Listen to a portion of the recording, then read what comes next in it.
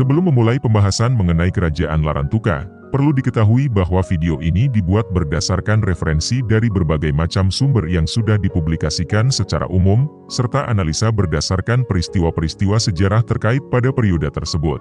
Untuk itu kami memohon maaf apabila pembahasan video ini tidaklah sesuai dengan pemahaman, atau tidak selengkap kisah-kisah dan bukti-bukti sejarah lainnya yang selama ini telah dipercaya secara turun-temurun.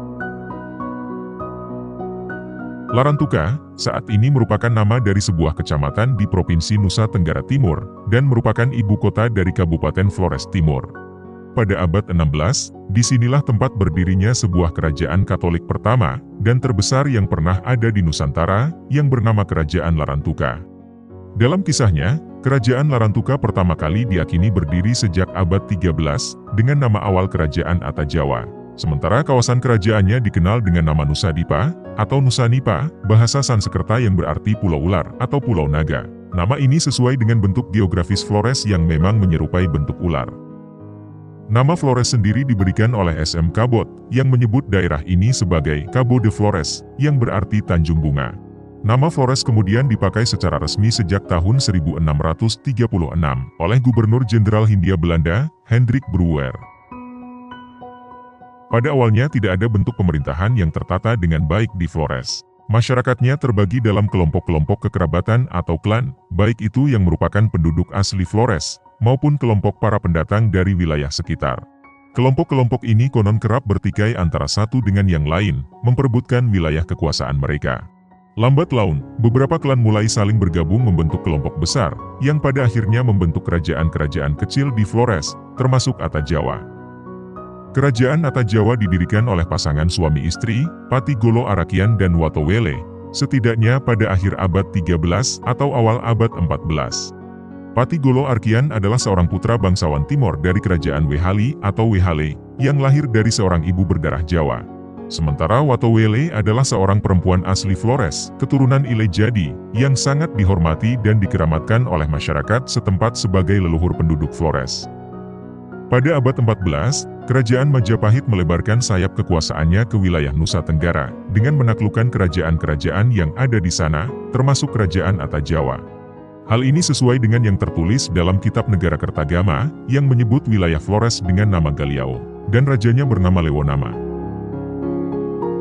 Pada masa pemerintahan rajanya yang ketiga, yaitu Raja Sira Demong Pagamolang, pusat pemerintahan Atajawa berpindah dari wilayah Lokea ke Larantuka, dan sejak itu nama kerajaan Atajawa menjadi Kerajaan Larantuka.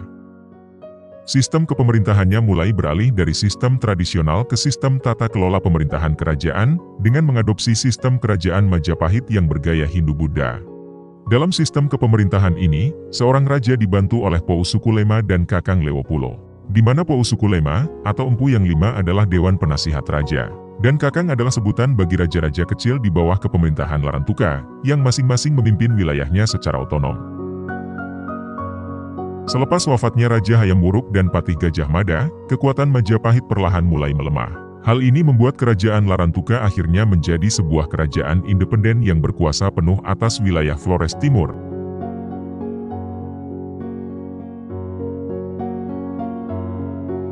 Pada abad 16, bangsa Portugis untuk pertama kalinya datang ke wilayah Larantuka untuk mencari kayu cendana, yang merupakan tanaman endemik wilayah tersebut.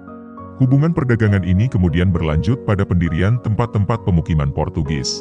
Mereka membangun benteng di Pulau Solor, kemudian tempat ibadah, dan akhirnya berlanjut pada penyebaran agama Katolik.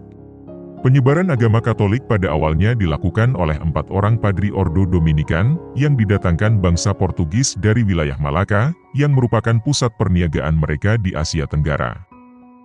Agama baru ini diterima dengan baik oleh masyarakat, dan walhasil pada tahun 1606, tercatat lebih dari 50.000 orang dari masyarakat Larantuka telah memeluk agama Katolik. Pada awal abad 17, Belanda berhasil mengusir Portugis dari Pulau Solor. Koloni Portugis pun akhirnya berpindah dari Solor ke Larantuka, dan membuat 2 benteng besar, yaitu Santo Domingo dan Posto. Pergeseran bangsa Portugis dari Solor ke Larantuka ini pada akhirnya juga mempengaruhi kebudayaan masyarakat Larantuka, yang didominasi oleh suku Lama Holot. Lambat laun, para penduduk asli secara perlahan-lahan mengadopsi kebudayaan Portugis yang kental dengan ritual Katolik. Puncaknya adalah saat Raja Larantuka ke-11, yaitu Raja Ola Ado Bala, memeluk agama Katolik dengan menerima pembaptisan. Dia pun kemudian mengganti namanya menjadi Don Francisco Ola Ado Bala Dias Vieira de Godinho. Konon, gelar Don atau Dom, yang merupakan gelar kebangsawanan Portugis, serta nama Dias Vieira de Godinho atau yang disingkat DVG, merupakan pemberian langsung dari Raja Portugis saat itu, sebagai penghormatan kepada Raja Larantuka yang merupakan sekutunya di wilayah Nusantara. Karena itulah gelar Don dan nama DVG, selalu disematkan bagi Raja-Raja Larantuka setelahnya, hingga saat ini. Pergantian nama raja tersebut kemudian secara massal diikuti pula oleh masyarakat Larantuka, maka terlahirlah nama-nama keluarga berbasis nama Portugis, seperti Fernandes, da Silva, da Santo, da Costa, dan lain sebagainya. Dengan resminya Raja Larantuka memeluk agama Katolik, maka secara ofisial, Larantuka telah menjelma menjadi sebuah kerajaan Katolik pertama di Nusantara. Bersamaan dengan itu pula, sistem kepemerintahan dan kewenangan raja turut berubah mengikuti sistem kerajaan Katolik secara umum.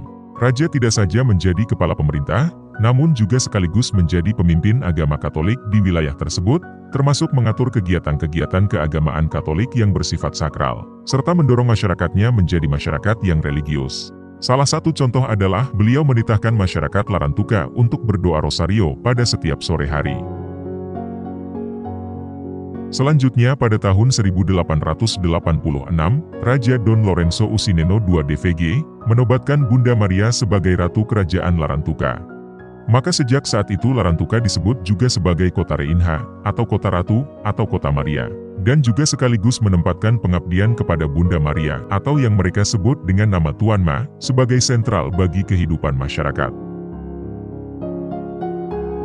Pada tahun 1614, Belanda berhasil mengambil alih Malaka dari tangan Portugis. Penaklukan ini dilanjutkan dengan pengusiran warga Malaka peranakan Portugis, dan masyarakat Melayu yang beragama Katolik dari Malaka. Maka secara beramai-ramai, terjadilah eksodus besar-besaran warga Malaka tersebut ke Larantuka, termasuk pemindahan relik-relik keagamaan Katolik yang sangat disakralkan.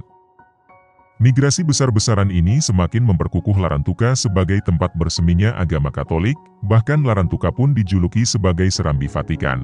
Selain itu, peristiwa migrasi ini juga menjadi awal tonggak terciptanya bahasa Nagi, bahasa lokal Larantuka yang merupakan leburan dari bahasa lokal, bahasa Melayu, dan bahasa Portugis.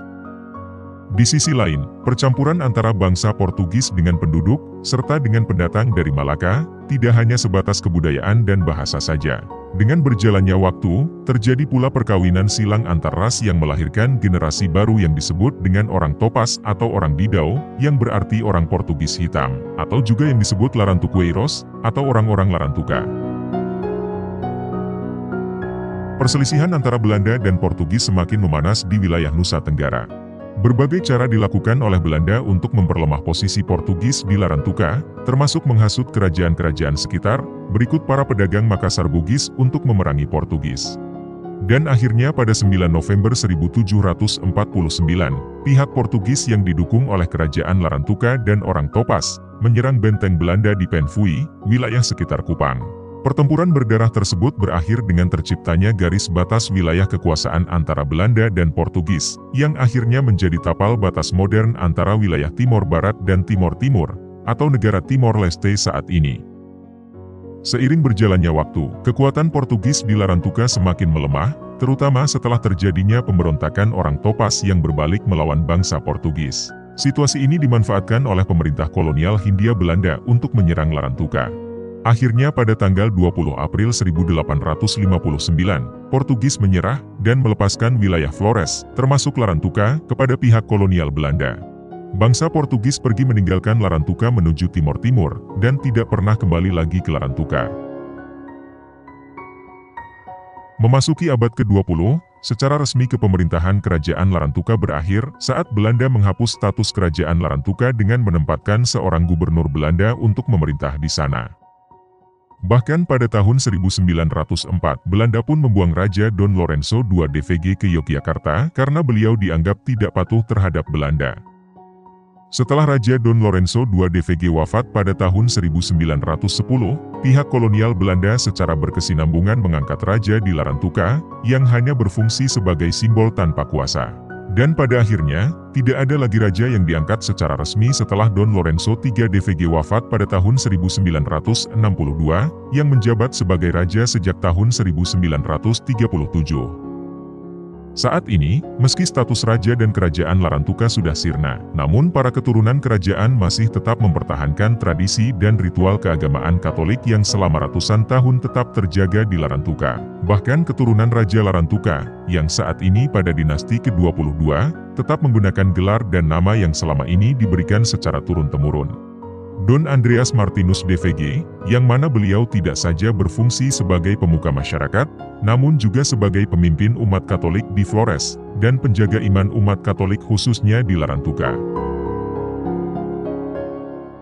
Demikianlah kisah singkat mengenai Kerajaan Larantuka, kerajaan Katolik pertama dan terbesar di Nusantara. Sebuah tempat meleburnya berbagai macam bangsa dan kebudayaan, yang sejarah panjangnya mengajarkan kita untuk selalu bersatu dalam kekerabatan, menyisihkan perbedaan, karena sejatinya, kita semua bersaudara.